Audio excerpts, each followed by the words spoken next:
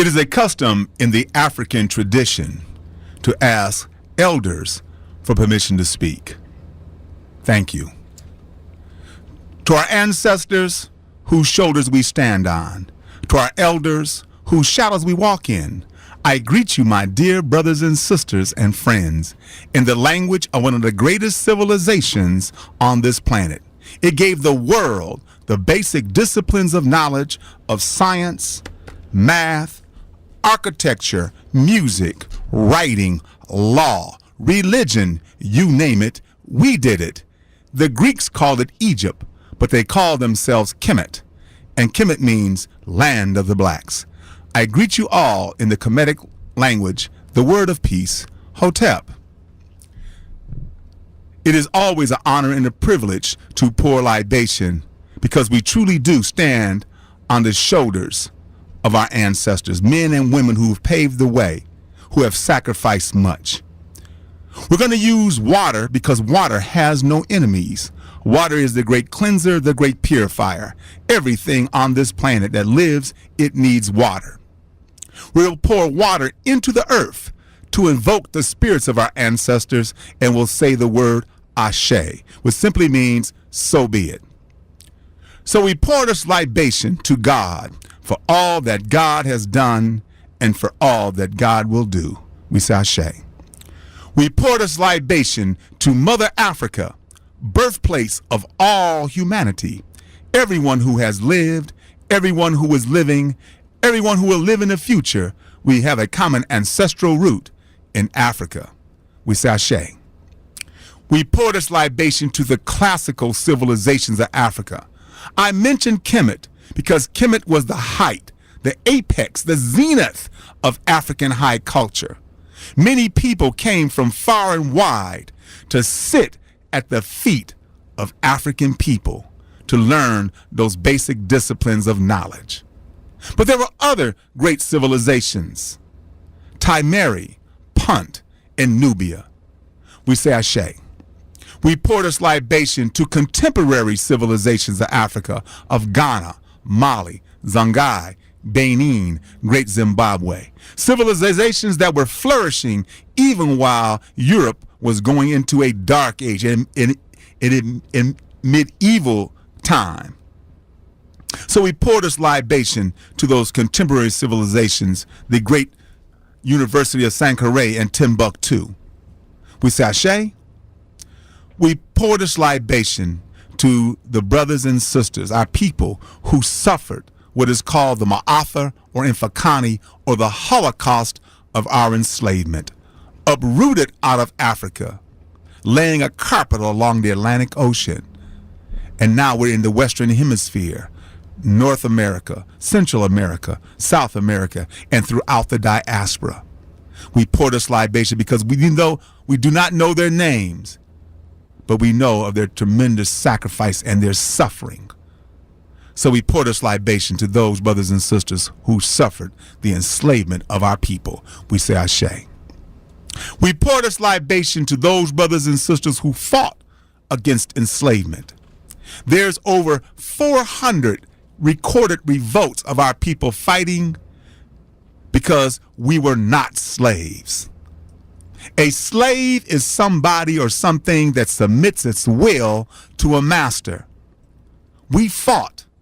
We fought on the continent, we fought in the Middle Passage, and we fought in this hemisphere. And we continue to fight today. So we pour this libation to Nat Turner and Gabriel Prosser and Denmark Vesey and Singbe Pia. We pour this libation to Harriet Tubman, who 19 times she went from the South to the North, freeing over 300 of our people. She said, I could have freed 300 more if they understood that they were enslaved. Using a gun, not for her protection, but using a gun because she said, I know if you don't run, you're going to tell. A bounty on her head that would be equivalent to $1 million today.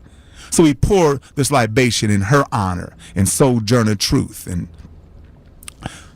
Mary McLeod Bethune, and all the other ones who fought against the enslavement, mental and physical, of our people. We say Ashe. We pour this libation to those unborn, those young men and women who will once again lead us back on the stage of human history as a free and proud and productive people. We say Ashe. We pour this libation to the spirit of brotherhood and sisterhood.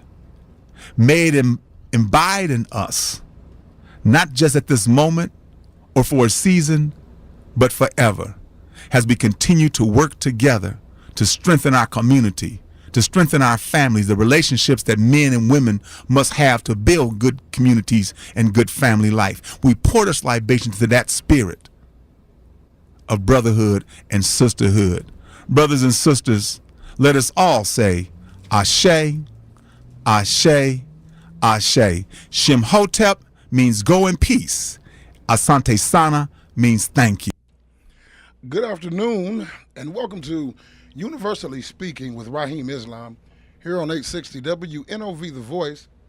I am Keon Jackson Malone with the esteemed honor and pleasure to sit in with the home team for our ever so getting it producer and co-host, Miss Ptosha with a P. Davis. And that voice you heard speaking our heritage was none other than one of Milwaukee's own, soldier when in struggle and always brother in life, a mentor and friend to us all, kinfolk Oshiyami Adelabu, or endearingly, Brother Oshi. And we thank him dearly for representing the ancestors as well as our heritage in our digital libation. And in studio with me is a powerful little voice, Miss Bria Grant. Hello. Hello, Keon. Hello. And sitting next to that voice, holding on, is the man of multiple plans, the curator of the next conclusion, the help cat on the attack, my man, Rahim Islam. Hey, Rahim, what's happening? Man, that is a throwback, my brother. Throwback. That is so great, Keon. You sound good, man. Yes, he does. I'm Yes, glad he you have does. experienced that in my life. You sound Yes, real he good, does. man. I always hear you anyway. You sound great. You got that deep Radio voice. Yeah, Dig man. that. I sure appreciate it. Yeah, the girls going after you, man. They be Turn off the light. Oh, that's Kenny, ain't it? Where's that Keon? Where's that Keon? Yeah, I know. I was listening to some of his music the other day. It was like, wow, this is some beautiful stuff. Yeah, how you doing, Bria? I'm good. I feel good. It's so good to hear the libations from Brother Oshi. It always just warms my spirit and warms my soul, gets me all energized and fired up for the fight ahead. You know, sometimes it can be overwhelming. I've been doing a lot of traveling, and it can be overwhelming trying to address the issues. Sometimes you just need to remember your ancestors already paved the trench. Yeah. You know, we're just the water just going down now. The hard work has already been done, and so I'm glad to be in the studio with you, Rahim, Likewise. and to read this article. Well, I tell you, Ptosha, if you're listening, you know, we're gonna hold a fort down for you, sister. Ptosha with a P. We're gonna hold the fort. We're gonna hold the fort down for you, and I hope you're feeling good and feeling better and hanging in there. All the best to you. We're not the same without you, though. So we take a hit when you're not here. So, sister, I'm gonna just let you know that. So we can't take too many hits. No, not too many. But we got Keon coming in. He came in with that, you know, the boss with the hot sauce and the you know, I think go ahead, Keon. I'm gonna take you everywhere with me, man. I'm with you. Let's go. But I was listening to the libation, and like, one of the questions that came up to my mind, because I was at an event earlier today with the Black Male Achievement effort that was I guess there was a breakfast early. Boys and Men of Color. The Boys and Men of Color. Okay, breakfast. I was at that earlier, and brothers county exec. I'm a county Supreme. What is the actual role? His title. I mean, it's County Supervisor. County Supervisor. Yes. Supreme. Moore. Okay. Oh, Makunde Moore. Okay, Yes. I know it was another name Yes, there. Okay, yes. okay, all right. So His libations are beautiful. right, he Yeah. did the libations just morning, and so the question was, how often should we do that? What are the customs should we do it? I know we do it on a radio show, but I was thinking, boy, if we did this more. All the time. I mean, and we did this, opening our meetings, and I think it we start to reinforce, because I was looking at this whole concept called cultural competency, and under that it basically talks about cultural competency is about awareness, attitude, and knowledge, and that the knowledge, this really puts us listening to the At Olympic. whoa. Okay, but the knowledge the libations puts us in the right frame of mind. That's right. Exactly. That's right. I mean, we start to now connect some dots That's right. with our ancestors, because they talk about pre-enslavement, and also the whole thing that gives us the confidence of the struggle, the enslavement of our people, and then why we have to struggle. Right. Talks about our current, our elders, and then also talks about the future generation. So it puts it in context for us. And I wonder how we can begin to get a campaign to get that incorporated in our classrooms. Maybe we can do it in the when the school starts. Something. If we can get it done more and more and more, I think we'll start to see the issue that really plagues us, feeling good about ourselves. And I call it the kind of black pride, the pride that we have, and we connect ourselves to one another. So I think, I don't know, that's got to be a campaign we got to begin. Well, just keep doing it. It will catch on, and I believe that's bullet number 1 of PICO, the Philadelphia. Oh, absolutely. Well, establishing the heritage. Well, one of the and to Keon, one of the points he's making is the Philadelphia Community Leaders, which we're working very hard to roll out here. We have addressed the issue of poverty, and one of the key pieces that we said, in addition to arresting areas around economics and education, and reducing this whole school to prison pipeline, we must do a better job of feeling good about ourselves. We must do a better job, and this is where black radio, black newspaper, black program, black arts organizations can play that role. But I think if we started this campaign of educating our community, it might feel offensive to some, maybe especially if they're not African American.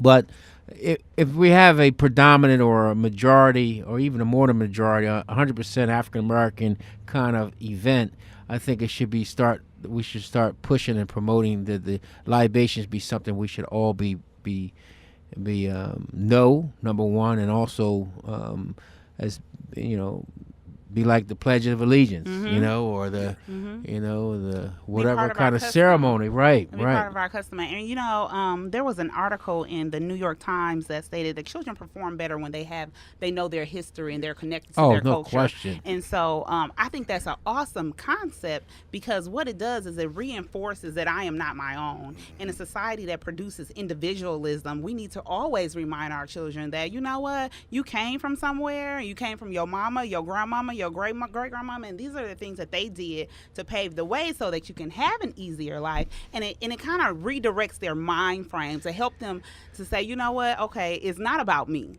It's not about me. It's about something greater, just like it was about something greater for our my grandma and my great-grandma. But that is why it's important that we have individuals like you, Rahim, with that mindset that are educating our children, that have programs and that are connecting to things like the Boys and Men of Color and Universal Academies. I loved it this morning. I really love the camaraderie, but what I really loved was the initiative to try to pull all of them into one room. So you have all of the thinking that's being done on the areas of black males and black youth, black young males, young men, and whatever's happening, they need to be in one room together. And this is when you can start aggregating resources. You can get a more concentration of a delivery of solutions, because everybody thinks they have the plan, And the reality, we need each other. And that's what the libation talks about, is the need for each other, both past, present, and future. And this is a struggle. Absolutely. And it's an ongoing struggle. So the question for us, to me, what does the struggle look like today? The struggle look like today is, how do we organize?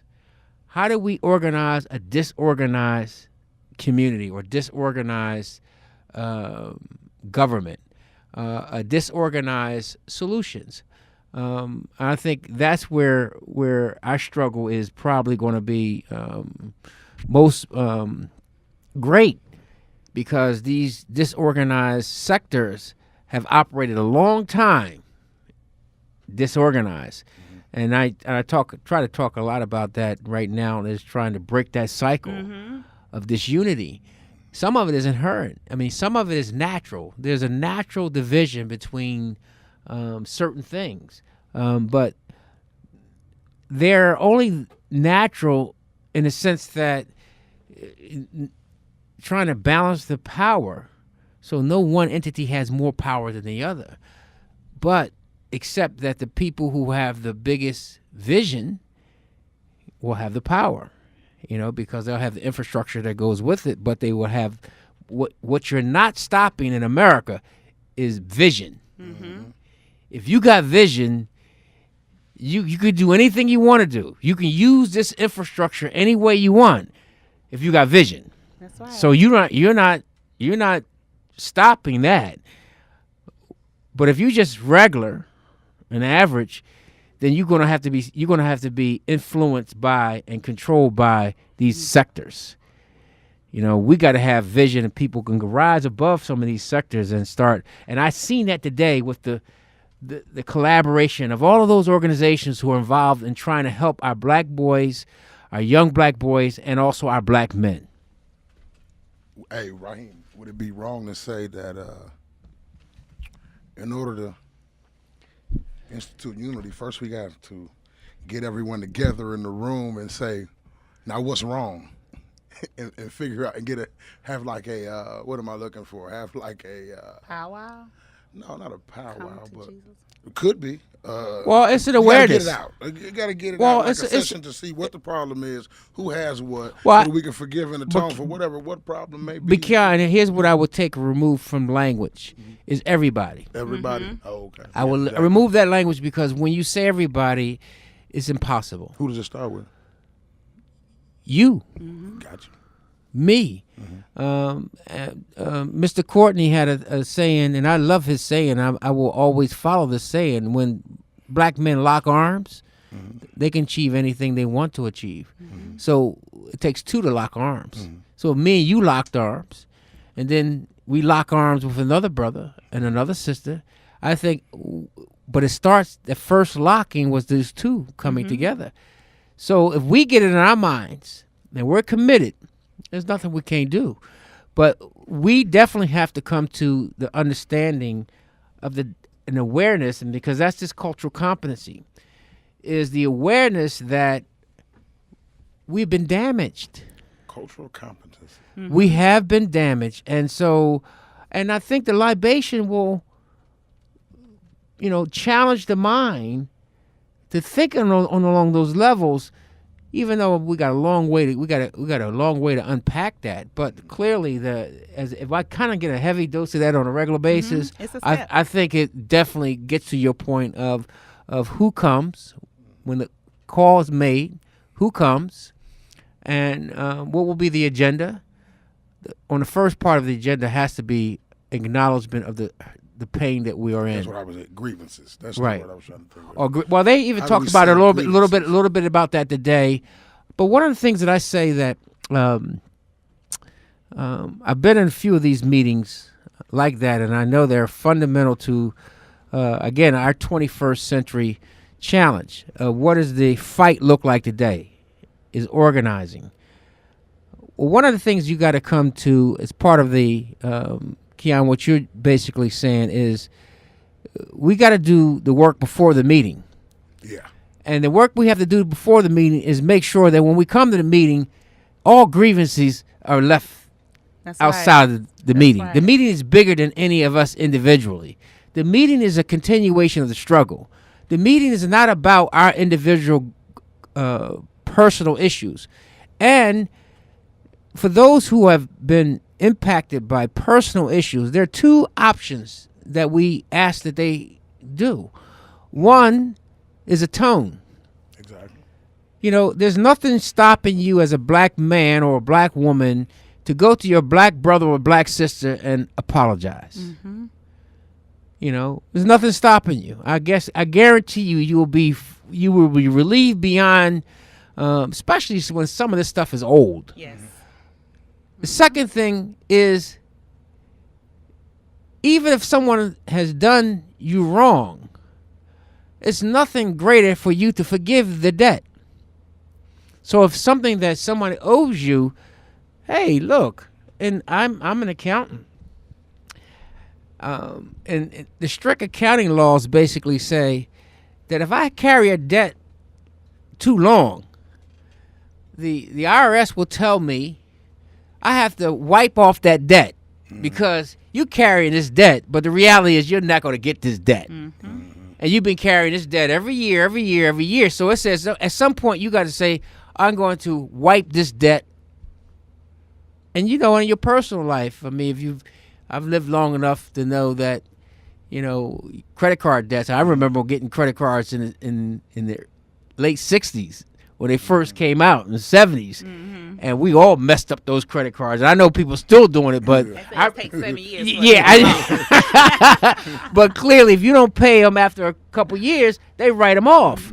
So the point I'm making is, even in business, people write off debts. That we also have to write off those debts in personal life. And so the instruction is either atone or forgive the debt. So when you come to the meeting is broadcast and promoted as part of a bigger issue. It's really about the struggle, the continuation of the struggle that we talk about in the libation. And it is the reflection of what the struggle looks like for today. But if you never address, I mean, the IRS would address the grievance, though, the issue. So if we never really take time to have meetings and sit down to address the grievances, won't they infect the bigger picture? They could. I mean, it's no question. I think that's what I'm on. Do we finally get together sometime and address these? A lot of these issues are old because they've never been addressed. They've just been mumbled and whispered. But isn't there a point, you know, and this is where personal responsibility This is where we need the sisters. Yeah. Exactly. This is where personal responsibility comes on. Yeah. You're right. You know, this is the balance between brothers and sisters here. And this is why we're a community. This is why we're a village. Mm-hmm. There comes a time where you grow in your life and you recognize that, you know what, the issue is not worth what we're sacrificing right now. It's not worth the future of our children. Sure. It's not worth, you know, economic development and stability and black empowerment and being able to sustain a culture that, you know, cultivated and shaped us, shaped who we are. Exactly. And so I think that is something that I challenge my friends, the people that I interact with, on just that personal responsibility. And here Rahim talked about a number of different things in this part one. I'm assuming there's going to be a couple other parts that are going to be coming down the pipeline. Yeah, it was definitely a part two. When they say part one, that Yeah. means there's There's another more one coming. But he addresses some of these things and breaking the cycle of disunity in our community. And, you know, one of the ways that we do that is just by talking about it, right? Sometimes we just don't talk about the disunity and it's out of sight, out of mind, so to say. It doesn't really exist. But this is the first step.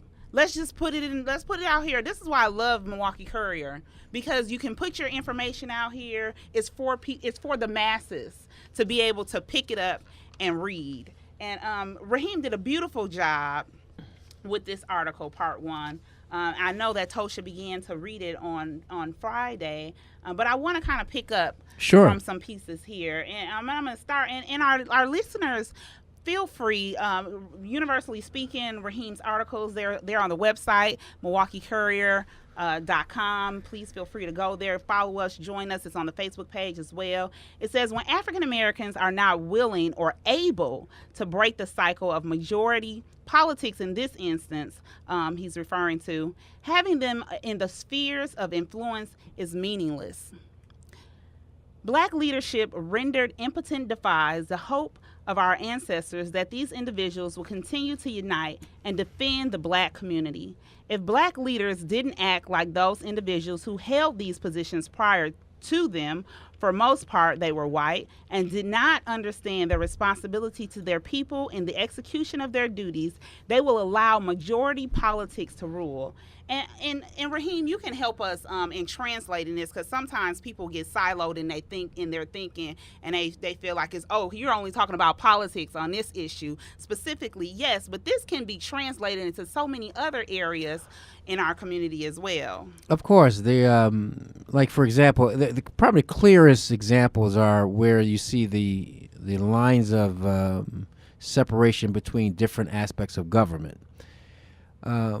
But they're there so that no one part of government can control. But good government is when government is working. Mm-hmm. So how long have we been talking about the correction system, the judicial system, the law enforcement system, the education system, the health system? None of these systems are working for us, or have been working for us. So, but they're working for somebody. They're benefiting somebody as they are. Mm-hmm. And we believe, I think we believe, and I can't, I'm just making some assumptions, that when I listen to our leaders who are struggling with many of the same issues that we were struggling with, I believe that they hope that if we can get a black face in the head of a university, the head of a health system, the head of a judge, the head of the district attorney, whatever they are, the library system, whatever the systems that have been not very work effectively for our community, that they would not go into these positions and say, no, down with these agencies or anything, but they would work within the framework of these agencies to deliver solutions for our people. Mm-hmm.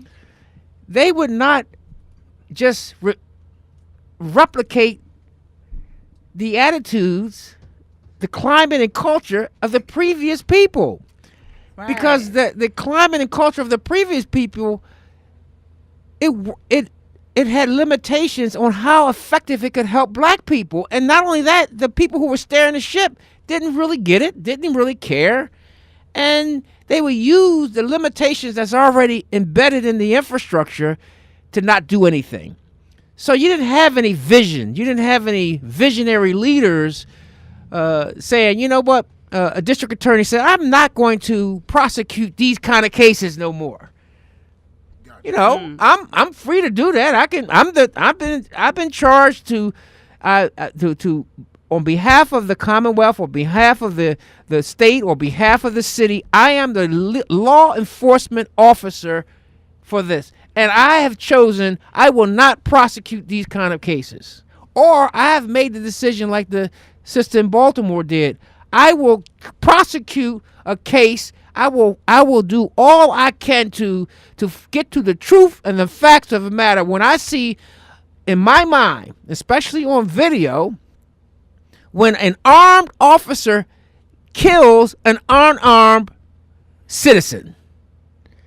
Now, whether he's black, green, or purple, it don't make a difference. As far as I'm concerned, I know this occurrence has happened more with black people than any, but I'm going to say, I am now a black person who is a district attorney. I can say, using the law, I will go and use this office much more effectively. Mm-hmm.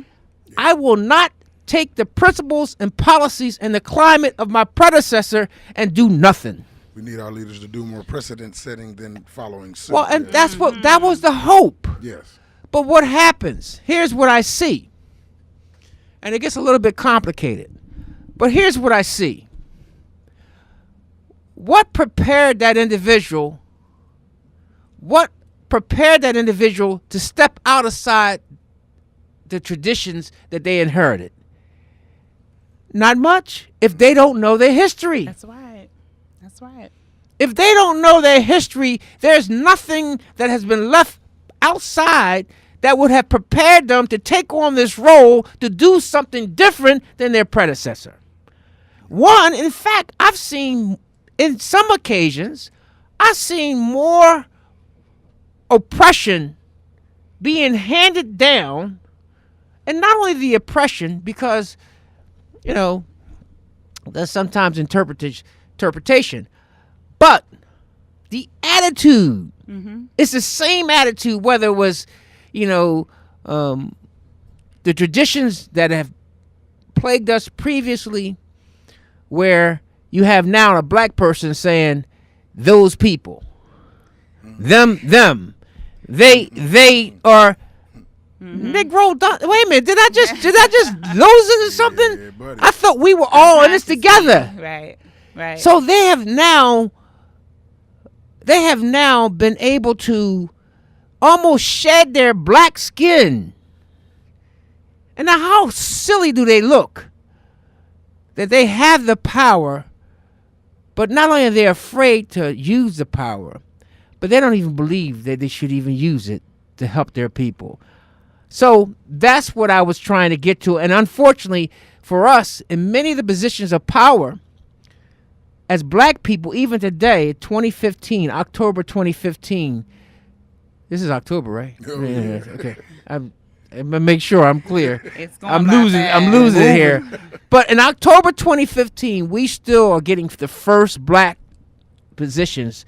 Black people have never held those positions before, and we're still knocking down walls. Where in different areas around the country, we're still getting the first black this, the first black that, the first black this.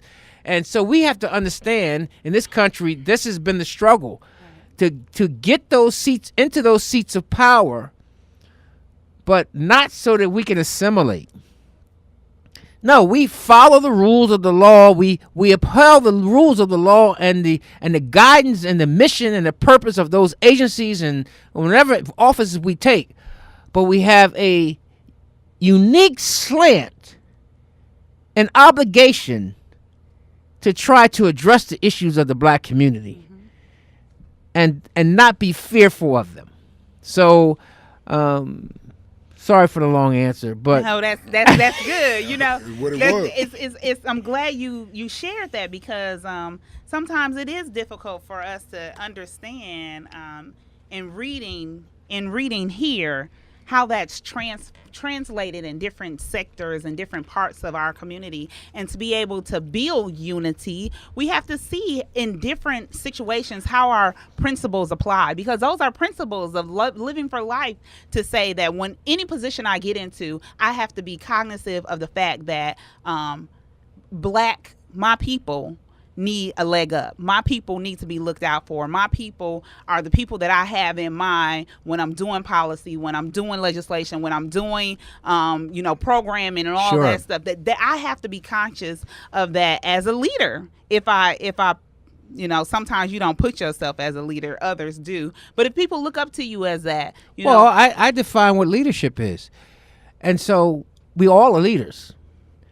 But what happens is, if my actions can impact you more, then you have a higher obligation to accept the role of leader, because it's not just I'm walking around and my actions could probably hurt, impact my children and my significant other or whoever, or my mother or my father or my family members or whatever. But when my actions can impact large numbers of people, or more people than just outside of your family's influence, then that has to be respected. And that's leadership. And so now you have a different obligation. You have a different higher level of obligation. And so what I've seen, though, Bria and Keon, here's what I've seen. I've seen African Americans take positions of leadership, and when it happens, the people who have now allowed that to happen or have watched it to happen are anticipating that here this black person is going to come and now start thinking and doing for black people because they know they weren't doing it. But just the opposite happens in many cases. They say, well, we expected it. And give you an example in Philadelphia. I talk about that in the article. We have a black mayor. This is almost 16 years straight of a black mayor. Black district attorney. Black council president. Black fire chief. Black police commissioner. Black the head of the school district. Black the head of the housing authority. That's a lot of blackness. Look, I can keep going on and on. But those Negroes have not one time met as a black group because the natural divisions between those agencies have not allowed them to even understand their own power and be able to cross the line for the sake of their own people. So the hostilities that are normal between a council president and a mayor exist. When that existed, we didn't bargain for that. What we bargained for, that we put two black people in there, they'll figure it out. And they'll have council and the office of the mayor working together. Why? Because when good government happens and it works, we have the best chance for it helping our community. It cannot help our community as a dysfunction. That's right. So, or there's a natural division between the district attorney's office and the mayor's office. But it's fine. But it was the hope that if we elected these people, that would not be the blinder, that would not be the barrier for us stopping us from working together. There would be initiatives that understood, that took and appreciate the objectives of the district attorney's office, the limitation of his office, coupled with the limitations and objectives of the mayor's office and the council as well.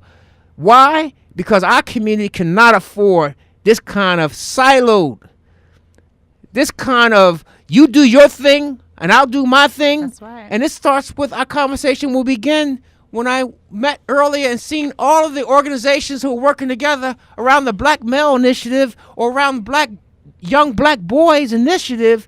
They're all in the room together. Now, so imagine if these guys were doing that. Nobody's saying that they're violating their role as the mayor or the district attorney or the police commissioner, but they got a bigger objective because they understand not only they're in the driver's seat of an agency that impacts the lives of black people, but they also have a consciousness and their connection to the struggle. Right. But they don't. Well, yeah, they don't. They don't. That's why these Negroes have not met one time. Right. Who's helping facilitate that? Because we have to We be are. purposeful. I've been on them. I've been doing all of the work trying to do, and a few of us working together. But the Philadelphia Community of Leaders is now creating an independent private sector power center to force these Negroes to do what normally we'd have to force non-Negroes to do. Right. But guess what? We found we work better with the non-Negroes than the Negroes. And that is totally unfortunate. You know, Rahim, a couple articles ago, you So I don't get it twisted about. I go what Huey Newton say. You know, there's levels of Negroes. You're right. Right, and I don't call you black until you prove it. You're not black. You're not a black anything to me until you show that you love your people. You're not, and I might give you a pass as an African American, but I end up calling you a Negro, or I might even call you colored, and I might even call you a ninja. That's hard. Right, because if I see your action are absolutely against the needs of our community, I could call you an enemy just like I would call anybody else an enemy. You are an enemy to our community, and just because you're in a position of leadership, you are a double enemy. That's right. Because the thought, I relax myself because I'm in the company of our people. But now I got to really be doubled down because I'm not only in the company of our people, I'm going to come with my people who are absolutely traitors to our people. That's right. But they can get through because they look like us. But until you hear their philosophies and their theologies, and then you start seeing their actions, then they're definitely traitors. And so we have to, deal with all of that. So I'm very clear that, just because you are the color skin. I was listening to the minister. I was in Chicago yesterday, and there was a brother who spoke, and he was talking about the whole concept of white devils. And he said there's white devils and black devils. That's right. So what are we talking about? We're talking about those who are against the self-determination of black people they're enemies to the black man. And those enemies come in all kinds of colors. That's right. That's right. That's right. And Rahim, you talked about in a couple articles back about the Willie Lynch theory, and that's part of that, right? We think that we assume, we like to believe that as individuals elevate in their level of responsibility and obligation, you say they have an obligation to kind of give back in a way where they are utilizing their position for their people. That theory is real, and it destroys their ability to really step out there. And so being able to facilitate that, having Milwaukee community of leaders or Philadelphia community of leaders, the people that get it, to wrap arms around those individuals that don't quite get it. Well, and we gotta be able to hold them. We got a special relationship with them where we can get to them and say, look, you're not gonna be responsible for what happens to you if you keep this work up. If you keep doing these things. That sounds scary. Well, hey, look, we're not going to be responsible for you. That's right. We're just not going to be responsible for what because people are going to wake up, and when they find out you are a traitor, they're not going to. Our people might be down and out, and they look bad because the image that they're portraying of us is bad. So it appears, that's why we talked earlier about we have to increase the level of black pride, right? Because there are a lot of great things happening, but if you just listen to the main media and the communication vehicles, they're delivering an anti-black inferior message 24/7, 365 days a year. So what we are guilty and victims of it. So we have to be able to, we'll carry that same message. So the bottom line is that we have to be able to, even in spite of how bad things might be, our people are not stupid. They know a nut when they see a nut. That's right. That's right.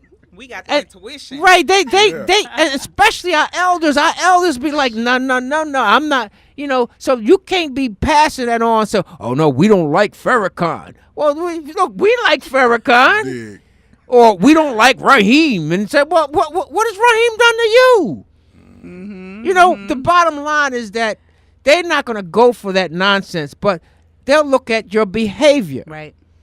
And so if you're sitting up here telling me you want to be a weightlifter, but you never go into the gym, or you can't pick up any weights, they know the hypocrisy of that statement. So you can't call yourself a leader or a black leader, and you're not trying to help your people. And you can't tell me you can help your people on your own.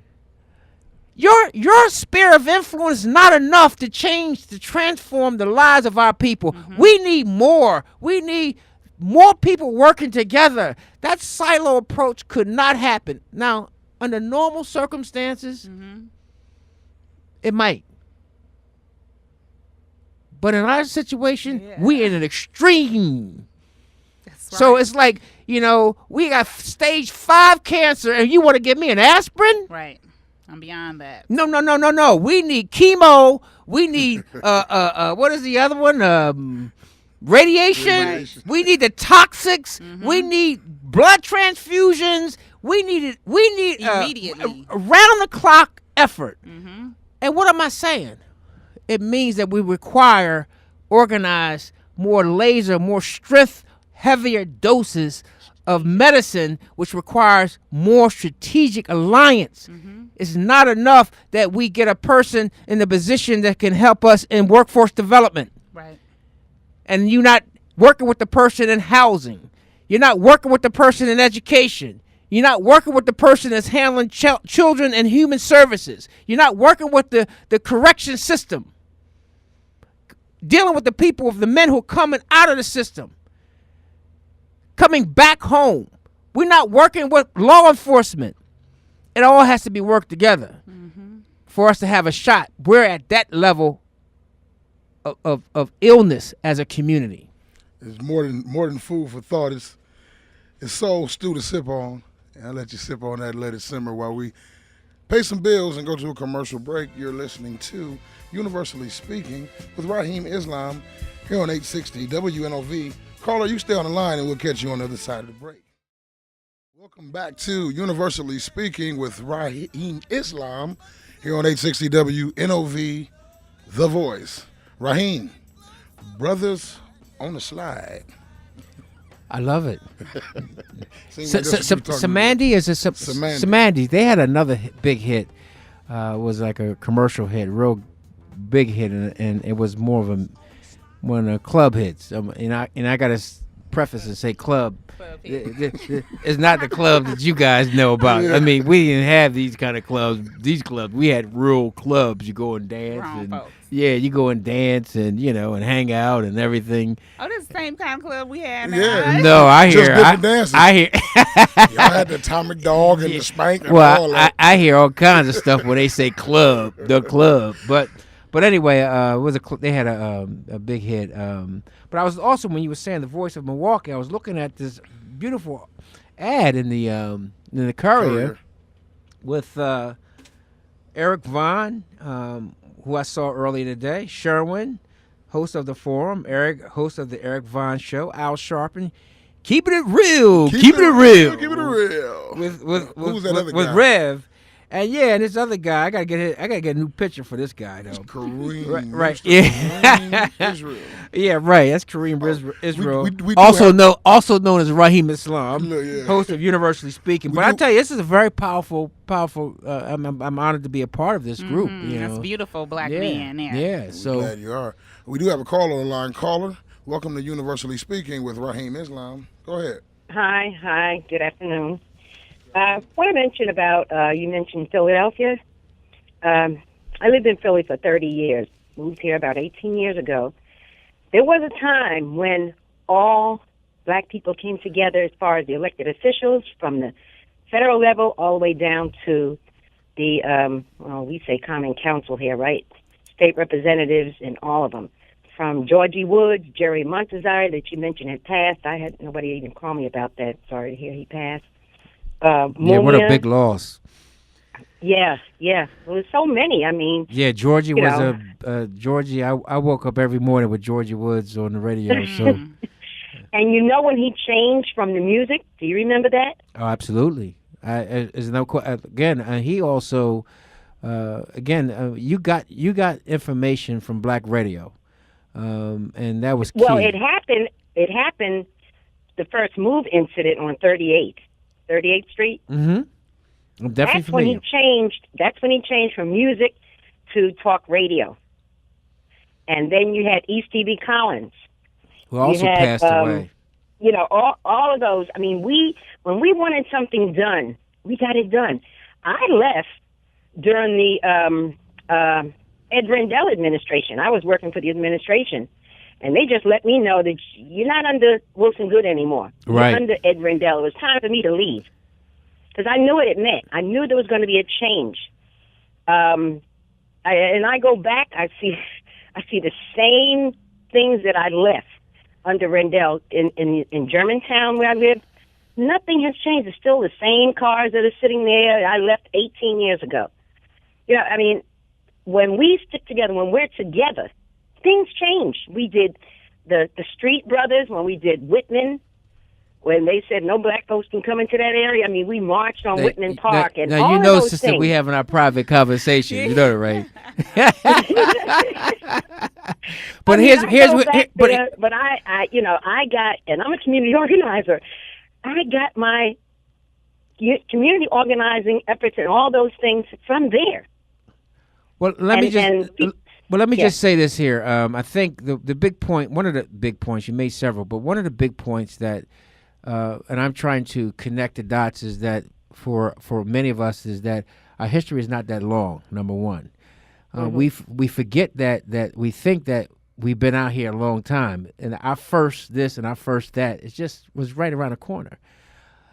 What she's describing is the black political movement, which was emerged out of we call the independent political movement.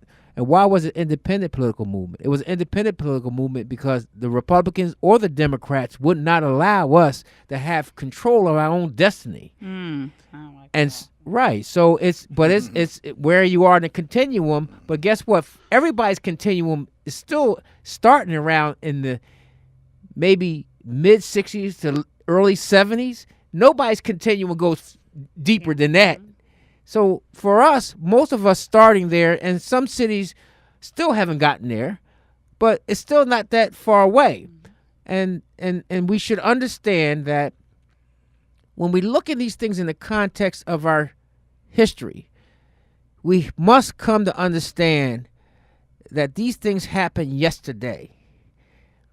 Some of us might think that this has been long, and that's why we discount our history in this country. We discount the enslavement of our people. We discount the outward and direct racism that was exhibited by every institution in America legally.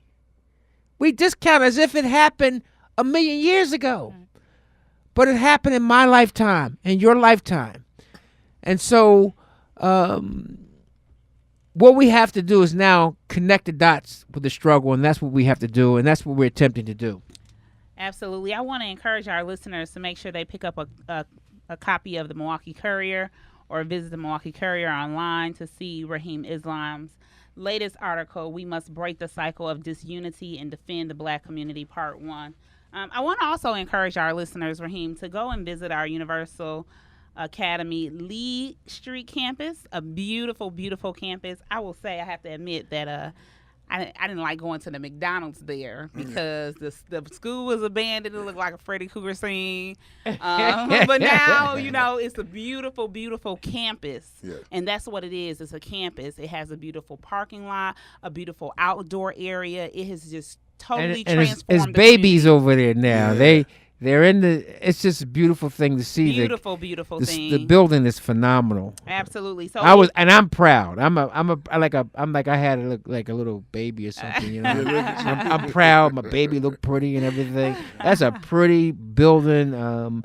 They just recently painted the inside and the outside of the building. Beautiful. They fixed everything inside the building. I'm really proud of the work that we're doing at Universal. I'm proud of everybody associated with Universal, and I'm also proud of all of the partners that we've come.